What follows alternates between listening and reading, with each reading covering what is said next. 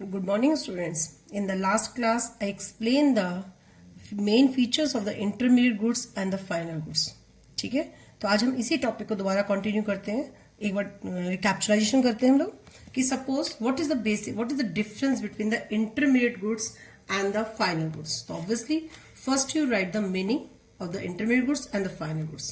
तो main basic difference क्या है हमारे पास कि the all those goods which purchase during the year by the one production unit from the other production units and completely used up. This is the main important कि these goods are completely used up during the accounting year only.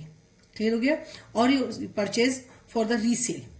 So any good which is used by the one production unit to the another production units, and that good is second feature is that good is completely used up during an accounting year. And third, if any good purchased by one dealer for the other production units for the resale purpose, so that good is treated as intermediate goods. On the other side, what is the final goods? Final goods are those goods which are the ready for the final users. Always these goods are inside the production boundary line, these goods are the outside the production boundary line. Clear हो गया? तो second point में हम ये लिख सकते हैं, value still to be added. Here value is not to be added in these goods. These goods always included in the national income, and these good is the value of these good is never included in this national income. तो आपको ऐसे करके 3 से 4 points याद रखने हैं. Sometime paper में इस टॉपिक से रिलेटेड क्वेश्चन आ जाता है कि आपके पास 3 से 4 स्टेटमेंट होगी कि आपको सपोज करो 4 स्टेटमेंट डाली है, तो उन्होंने लिखा उसमें which among the followings are the final and which are the intermediate products, but give the reason या classify the following goods as intermediates और final goods but by the giving reason. तो sometime question भी ऐसा था. Suppose करो मेरे पास एक आपके लिए एग्जांपल है, second hand car purchase by a household. ठीक है, तो it is a final good और the intermediate goods? It is a final good because it is purchase for consumption. मैंने पहले भी बोला था कि फाइनल गुड्स की फीचर क्या है कि these goods only use by the final users. These goods purchased by the consumer or producer either for the investment or for the consumption. तो अब जो मैंने एग्जांपल लिया the second hand car purchase by household, तो understood है it is treated as, अब बस आपको आंसर में क्या लिखना है, it is treated as final goods because it is purchase by the household sector and it is now he purchase only for the consumption purpose. Suppose करो my second statement is coal use by a manufacturing firm. Manufacturing firm है, वो कोल use कर रही है, तो आप क्या देखेंगे, the coal use by a manufacturing firm it is an intermediate product. ठीक है, because it is use as a non factor inputs for the production और of the other commodities during the same year. तो it is the intermediate goods. तो आपको identify करना है कि this is the intermediate goods और it is the final goods. But आपको अगर बेसिक फीचर्स लर्न होंगी तो आप कर सकते हैं. तो कल मैंने कहा था आपको कि आज मैं डिटेल में आपको यहां से पढ़ाऊंगी कि आज जो हमारा नोट्स है पूरा short note on the final goods है. Final goods are the 2 types goods, the final producer goods and the final consumer goods. Because final goods are purchase by the consumer sector, household sector also और the producer sector also. तो which final goods are used by the consumer, that goods these goods are known as the final consumer goods और you say the consumption goods और you see the consumption good. अब आता है, पहले हम consumption goods के बारे में डिटेल में स्टडी करते हैं कि what is the meaning of the consumer goods. तो it refers to those goods which satisfy wants of the consumers directly. Those which goods directly satisfy the human wants, so these goods are treated as a consumer goods. These are the 4 types. Here durable consumer goods, here semi-durable consumer goods, here non-durable consumer goods, and here services. So they are the 4 types of the consumer goods. The number 1 is the durable consumer goods. So it refers to those goods which can be used for the several years. Like आपके घर में AC है, car है, fridge है, तो ये तो काफी सालों तक आपके घर में यूज होते हैं. बट आप लोग यूज कर रहे हो, हाउस होल्ड सेक्टर यूज कर रहे हैं, so these goods are treated as consumer goods but the durable consumer goods. Done. The second one is the semi durable goods which can be use for the limited period of time, जैसे like में घर में crockery है, आपके shoes हैं, आपके clothes हैं, 1.5-2 साल में आप लोग चेंज कर लेते हैं। फ्रिज, एसी, कूलर तो आप लोग हर साल नहीं चेंज करते हो, तो इनका जो लाइफ पीरियड है लॉन्ग टर्म है, इनका जो लाइफ टाइम है वो लिमिटेड पीरियड ऑफ टाइम है, लाइक 1 or 2 years, इनका मोर देन 4 or 5 years हो जाता है। ठीक हो गया। तो goods which can be use for the limited period of time, ठीक है, तो these are treated as the semi durable consumer goods. अब नेक्स्ट है the non durable consumer goods. इसमें हम लेते हैं जो सिंगल यूज होती है, लाइक आपने मिल्क यूज किया, लाइक आपने इलेक्ट्रिसिटी यूज की, लाइक आपने अपनी गाड़ी में पेट्रोल यूज किया, लाइक आपने फ्रूट्स खाए, XYZ कुछ भी है। तो नॉन ड्यूरेबल जो सिंगल यूज गुड्स है, जिनको हम केवल एक ही बार यूज कर सकते हैं, वो सब हमारा इस कैटेगरी में आएगा। तो goods which are used up a single act of consumption are known as the non durable consumer goods. And the last one is the services. आपके घर में मेड सर्वेंट काम करने आती है, आप बैंक में जाके सर्विसेज लेते हैं, आप ट्रांसपोर्ट सर्विसेज लेते हैं, आपके हाउस होल्ड सेक्टर में सारी सर्विसेज अपने सेटिस्फेक्शन के लिए। आप बैंक में गए, अपने सेटिस्फेक्शन के लिए काम करने के लिए गए, आपके घर में मेड सर्वेंट आ रही है, आपका अपना काम कर रही है, आपको एक सेटिस्फेक्शन हो रहा है, आप बीमार हो गए, आप डॉक्टर्स के पास गए, तो ये जो सारी एक house hold sector services use कर रहा है, तो वो भी हमें इसी कैटेगरी में लेंगे। क्योंकि हमने स्टार्टिंग में पढ़ा था कि जब हम गुड की बात कर रहे हैं तो automatically we take the services also. So it refers to the non-material goods which directly satisfy the human wants. They are the intangible activities. Clear हो गया? So it means they are the 4 types of the consumption goods, or you say the consumer goods. But the all goods are treated as the final goods. Now same expenditure on these goods. अब इन goods पे जो हम expenditure कर रहे हैं, the expenditure on these goods is known as private final consumption expenditure, or simply you say the consumption expenditure. Simply you say the consumption expenditure, or you say the private final consumption expenditure. तो just अभी मैंने आपको final goods के एक पार्ट, final consumer goods को explain किया। ठीक है, तो जब मैंने आपको बोला कि we take only the final expenditure for the estimation of national income, तो we automatically obviously it will be included in the national income. This will never included in the national income, but it is a part of the national income because we take the expenditure, the all final expenditure which done on the final good, that is a part of the national income.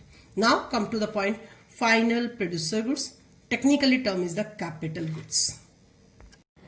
इससे पहले कि मैं आपको capital goods के बारे में detail में समझाऊं, इससे पहले एक क्वेश्चन और है हमारे पास इंटरमीडिएट गुड्स और फाइनल गुड्स से रिलेटेड, कि समटाइम कभी स्टेटमेंट फॉर्म में क्वेश्चन आ गया 3 मार्क्स में, 4 मार्क्स में, कि no product is always final और द ऑलवेज इंटरमीडिएट।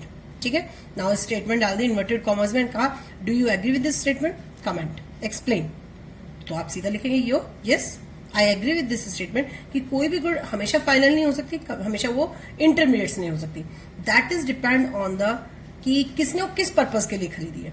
ठीक है, तो एक गुड और service may be the intermediate for the one purchaser, but same time it is the final for the another purchaser also. कि एक गुड, एक जैसे सपोज मैं भी वही सेम गुड परचेज करने गई हूँ, आप भी कोई सेम गुड परचेज करने गए, तो मे बी वो आपके लिए फाइनल गुड्स हो, बट मेरे लिए मे बी वो इंटरमीडिएट गुड्स हो। तो अब जब इस टाइप के क्वेश्चन आएंगे तो always explain with the example. ठीक है, तो जरूरी नहीं कि जो नोटबुक में मैं एग्जाम्पल लिख दूंगी आपको कोई वही एक्सप्लेन करना है। ठीक है, आप अपने तरफ से भी एक स्टेटमेंट लेके एक्सप्लेन कर सकते हैं। जैसे सपोज कि एक पहला एग्जाम्पल है कि हम परचेज ऑफ मिल्क की बात करते हैं। If milk purchase by the household sector, तो it is treated as final goods, but same time milk is purchase by the restaurant, तो यहाँ पे रेस्टोरेंट परचेजर है, तो ऑब्वियसली जो रेस्टोरेंट ने परचेज किया है, तो या तो उसे टी बनाएगा, कॉफी बनाएगा, स्वीट्स बनाएगा, कुछ भी बनाएगा, तो उसके लिए गुड कौन सी होगी, that is for the restaurant या फॉर द परचेज, जो भी परचेजर था उसके लिए गुड इंटरमीडिएट गुड्स हो जाती है।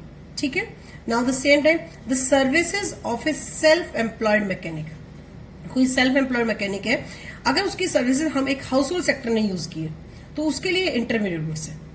ठीक है, ध्यान से सुनना, the services of a self employed mechanic when purchase by the household, तो it is treated as final product, but when purchased by the factory, now it is product as the intermediate goods. जैसे आप अपने घर में, आपके घर में कोई इलेक्ट्रिसिटी खराब हो गई, आपने किसी भी इलेक्ट्रिशियन को बुला लिया, तो जब उसने वो जो सर्विसेज आपको दी है वो उसके लिए फाइनल प्रोडक्ट्स है. लेकिन अगर उसे किसी फर्म ने हायर किया है, ठीक है, तो उस फर्म के लिए जो उसने जो इलेक्ट्रिशियन ने अपनी सर्विसेज प्रोवाइड किया है उसके लिए वो इंटरमीडिएट गुड्स है. तो ऐसे there are so many examples, आप उसके बिहाफ पर एक्सप्लेन कर सकते हैं. डन हो गया. Now come to the point. अब आता हम फाइनल प्रोड्यूसर गुड्स को एक्सप्लेन करते हैं. तो फाइनल प्रोड्यूसर गुड्स जो हमने मेन पढ़ा था, जिसका टेक्निकली नाम था कैपिटल गुड्स. तो कैपिटल गुड्स की जो मेन डेफिनेशन मैंने बताई थी, the goods capable of being used for producing other goods. जिन गुड्स में कैपेबिलिटी किसी अदर गुड्स को प्रोडक्शन करने की, तो उसे हम बोलते हैं कैपिटल गुड्स. क्लियर हो गया. तो these goods are used for the generating income all and these goods are purchase only by the production units. ठीक है, यह भी याद रखना कि capital goods used only by the production units. ठीक है. तो कैपिटल गुड्स और इंटरमीडिएट गुड्स में एक मेन डिफरेंस भी है कि कैपिटल गुड्स भी प्रोडक्शन यूनिट यूज कर रही है एंड हमारी जो इंटरमीडिएट गुड्स है वो भी प्रोडक्शन यूनिट यूज कर रही है. दोनों में डिफरेंस देखो. इंटरमीडिएट गुड्स मैंने बोला these goods are purchase by only the producers. Final goods purchase by the household sector as well as the producer sector. अब बस मैं फाइनल प्रोड्यूसर गुड्स की बात कर रही हूँ, ओनली कैपिटल गुड्स की बात कर रही हूँ. तो capital goods also purchase by the producer and intermediate goods also purchase by the producer. तो what is the basic difference? These ये use for the producing other goods है एंड ये कंप्लीटली यूज्ड अप है. This is the main basic difference. अब आता है हमारा यहाँ पे पॉइंट. अब कैपिटल गुड्स के अलावा इसके अलावा एक सिंपल डेफिनेशन और भी है हमारे पास. The capital goods as final goods are fix assets for the producer. These goods like plant, machinery are used in the process of the production for the several years. This is the one feature of the capital goods कि जो production unit है ये production process में over time काफी सालों तक use की जाती है. And these goods have the high value also. तो ये दो मेन फीचर्स रखना कि ये these goods capital goods used in the production process for the several years and these goods have the high value. अब हमने इसके बिहाफ पर टू टाइप्स को कैपिटल गुड्स में पार्ट डिवाइड किया है. One is the durable capital goods, the other one is the non durable capital goods. तो अभी मैंने जैसे बोला the all fix assets and plant and machinery. ठीक है. तो जो हमारे पास ड्यूरेबल कैपिटल गुड्स है, लाइक इसमें हम लेंगे ड्यूरेबल कैपिटल गुड्स में बिल्डिंग, जिसे हम फिक्स एसेट्स का नाम दे सकते हैं, all plants, machinery. They are the fix assets of the production units. ठीक है. These are providing services over time, बार बार कई सालों तक चलेंगे to the production units. They are the some examples of the durable capital goods. अब non durable capital goods में हम क्या एग्जांपल लेते हैं? नॉन ड्यूरेबल कैपिटल गुड्स में हम लेते हैं the stock of raw material. मैंने कहा था जो रॉ मटेरियल उस साल में कंप्लीटली यूज हो गया वो हमारा इंटरमीडिएट गुड्स में चला जाएगा. जो रॉ मटेरियल हमारा बैलेंस बच गया, जो हमारा आगे के लिए टाइम के लिए बच रहा है, उसको हम बोलते हैं स्टॉक ऑफ रॉ मटेरियल. इसके अलावा finish goods but not sold. सामान बन तो गया लेकिन सेल नहीं हुआ, but not sold. These are the example of the non durable capital goods. The third one is the semi finish goods. ठीक है. These are the three examples of the non durable capital goods. एक production unit है, उसके जो production unit है उसकी जो पूरी बिल्डिंग है, उसके अंदर जो मशीनरी है, जो उसके अंदर प्लांट्स है, वो सब ड्यूरेबल कैपिटल गुड्स में काउंट होंगे. उसी इंडस्ट्री में अगर स्टॉक ऑफ रॉ मटेरियल पड़ा है, कुछ सामान बना हुआ है लेकिन सेल नहीं हुआ, और कुछ सामान अंडर प्रोसेस है, ये सारे एग्जाम्पल्स ले जाएंगे नॉन ड्यूरेबल कैपिटल गुड्स के. क्लियर हो गया. तो ये ड्यूरेबल कैपिटल गुड्स, ये non durable capital goods. Clear हो गया. तो these are the two type of the capital goods. Clear? Done हो गया. अब expenditure on these goods. The expenditure on these goods, obviously जब प्रोडक्शन यूनिट ने पर यूज करा है तो परचेज भी क्या होगा. तो expenditure on these goods is known as fixed investment. It is known as fixed investment, and expenditure on these goods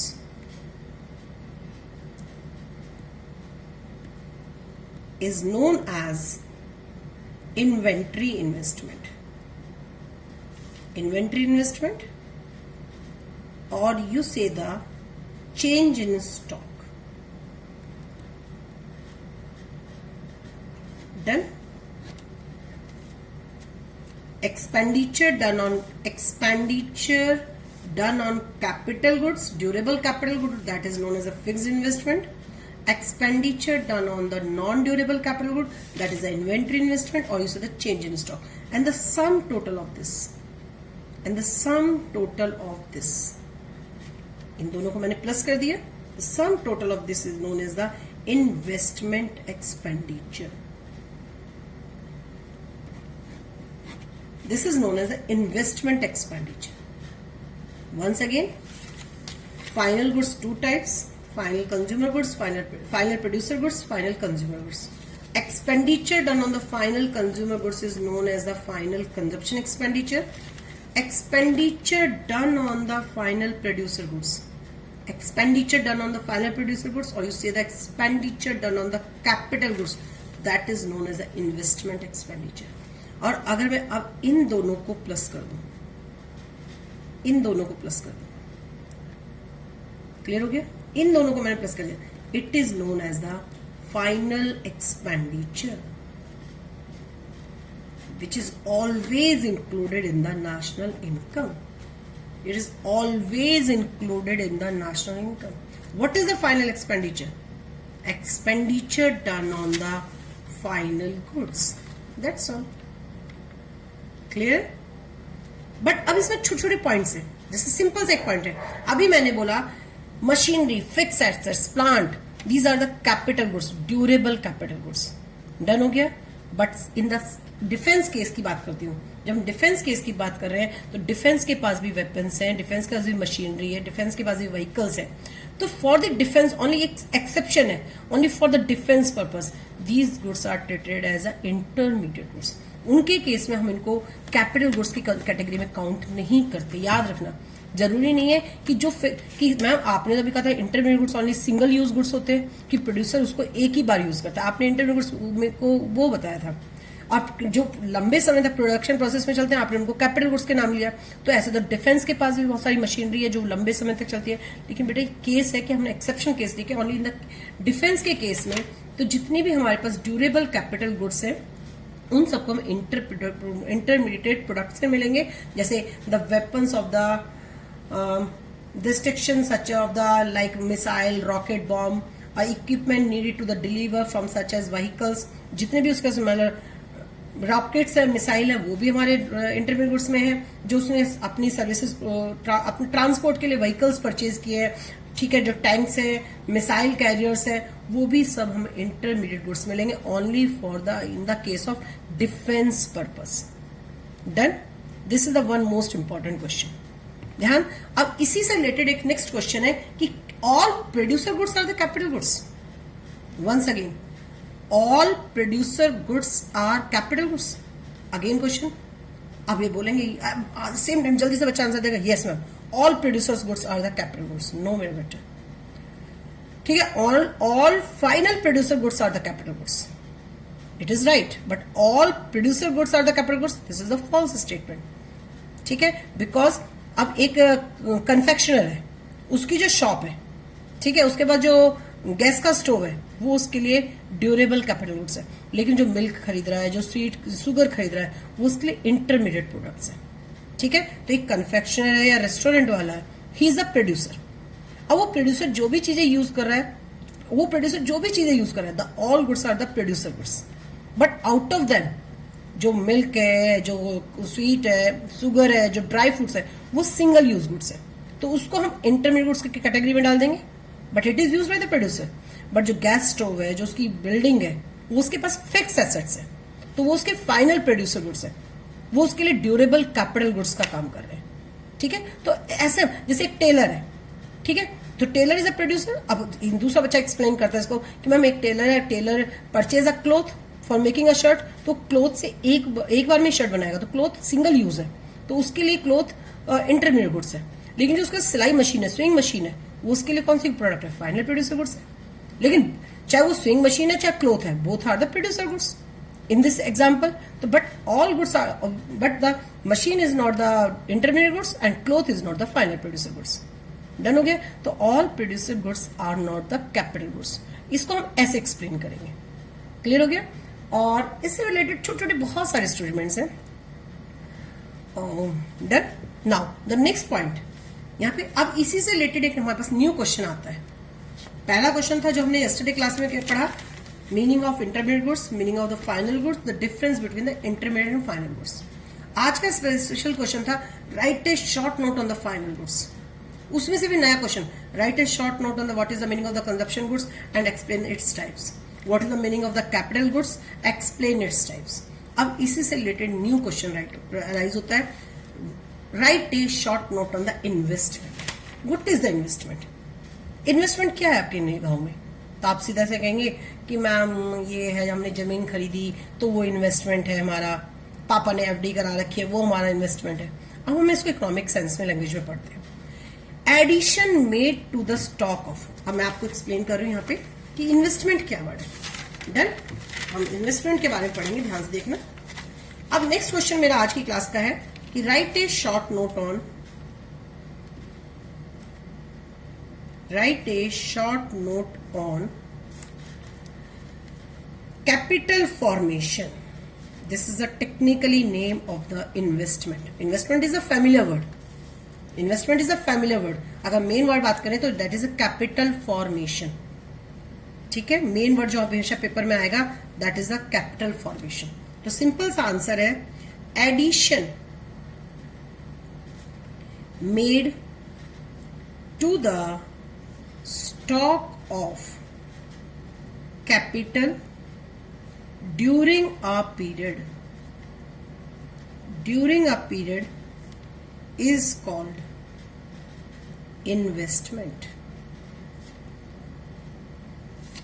ठीक है, during a period is called an investment. कि ड्यूरिंग एन अकाउंटिंग ईयर आपने जितना भी capital का stock increase कर लिया, during an accounting year आपने जितना भी कैपिटल स्टॉक का इंक्रीज कर लिया, that is known as the capital formation और you say the investment. Both compose of the capital goods but are in the different. हम बोलेंगे capital and investment both compose of the capital goods but are the different. Production units purchase new capital goods every year. हम बात करते हैं कि production unit है वो हर साल कहीं ना कहीं कुछ न्यू कैपिटल गुड्स परचेज करती है. ठीक है, these go on accumulating year after an year and after an year. तो जब हमारे ड्यूरिंग द अकाउंटिंग ईयर पर हमारे पास मशीनरी क्या होती है, इंक्रीज होती जाती है. द एक्यूमुलेशन और स्टॉक ऑफ द कैपिटल. अब हम स्टार्टिंग में बात करते हैं, सपोज करो 2011 की स्टार्टिंग में कंपनी के पास जो मशीनरी थी उसकी वैल्यू थी 10 लाख. ठीक है, ये कैपिटल है at the beginning of the year. Capital at the beginning of the year. ठीक है, beginning of year 10 लाख की थी. क्लियर हो गया? This is the capital. The accumulation stock of the capital goods at the beginning of the year is called the capital. Clear हो गया? But अगर मैं बात करूं 2011 के स्टार्टिंग में ये था, 2012 की 11 की एंड में, ये एंड की बात कर रहे हैं, ये स्टार्टिंग की बात कर रहे हैं. अगर हम इसे फाइनेंशियल ईयर की बात करेंगे तो ये सपोज अगर मैं फाइनेंशियल ईयर की बात कर रही हूं तो ध्यान से देखना, ये 2011 होगा अप्रैल का, तो ये 2012 होगा मार्च का. डन हो गया? ध्यान से सुनना, अभी मैंने सिंपल 2011 का स्टार्टिंग है, 2011 का एंड लिखा है, लेकिन अगर हम अकाउंटिंग ईयर की बात करते हैं कि हम हमेशा अकाउंटिंग ईयर में कैलकुलेट करते हैं. डन हो गया? चलो मैं अकाउंटिंग ईयर का लेते हैं. ये 2011 मार्च है, सॉरी अप्रैल है, और ये 2012 का मार्च. अब तो क्लियर हो गया? During an accounting year eight the end of the year हमारे पास 12 लाख का स्टॉक है. At the end of the year हमारे पास 12 लाख का है. क्लियर हो गया? तो ये जो लास्ट में हमारे पास बचा, ठीक है, ये भी कैपिटल है. A capital of a firm at the beginning of the financial year is a 10 lakh and the end of the year that is a 12 lakh. ये हमारा at the end, ये हो गया हमारा capital at the end of the year. Then capital at the beginning of the year, capital at the end of the year. अब ये जो बीच का एडिशन है, ये जो बीच का एडिशन है, ये है 2 लाख, ये है addition to addition to the stock of capital,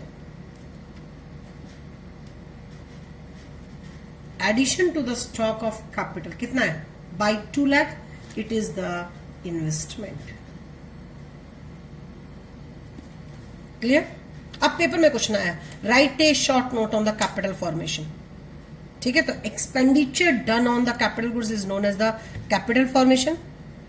अब पेपर में क्वेश्चन आया कि what is the basic difference between the capital and investment, या explain the concept of the capital and investment with the numerical example. तो capital कुछ नहीं है, ये हमारे पास eight the beginning of the year capital है, at the end of the year capital है, जितना भी इंक्रीज हुआ है capital stock that is the investment. Clear हो गया? यहाँ पे आपको आराम से एक्सप्लेन कर सकते हैं इस टॉपिक को, ये न्यूमेरिकल एग्जाम्पल के साथ समझाते हैं इस टॉपिक को हम लोग। क्लियर हो गया? तो अब क्वेश्चन आता है, madam what is the meaning of the capital. तो कैपिटल का मीनिंग जस्ट हम सिंपल सा लिखेंगे, the accumulated stock of capital goods at the beginning of the year is called capital, but add the capital goods added to this capital during the year that is called the investment. क्योंकि आपको definition भी तो लिखनी है। Once again I repeat my definitions, the accumulated stock of capital goods at the beginning of the year is called capital, but the capital goods added to this capital during the year is called the investment. Done हो गया? Done. Now this is the concept of this is the meaning of the difference between capital and investment. Now अगर paper में question है, write a short note on the investment, write a short note on the capital goods, write a short note on the investment expenditure. तो first you note down, write the meaning of the investment, जो भी मैंने just explain किया। अब इस investment को explain करना है। अब मैंने बोला write a short note on the investment, तो first you write the meaning of the investment.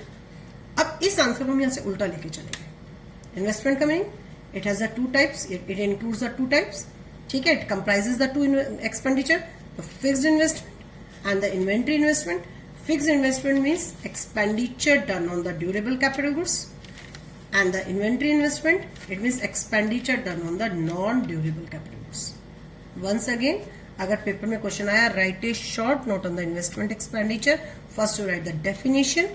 Now it includes 2 types of the expenditure. The one is a fixed investment, the other one is the inventory investment. Fixed investment means expenditure done on durable capital goods. It means expenditure done on this. तो same है, question आया write a short note on capital goods, तो answer यहां से लिखना start करेंगे, नीचे की तरफ जाएंगे। अब पेपर में क्वेश्चन आया expenditure short note on the investment expenditure, तो आंसर उल्टा जाएगा। ठीक है, नाउ क्लियर हो गया?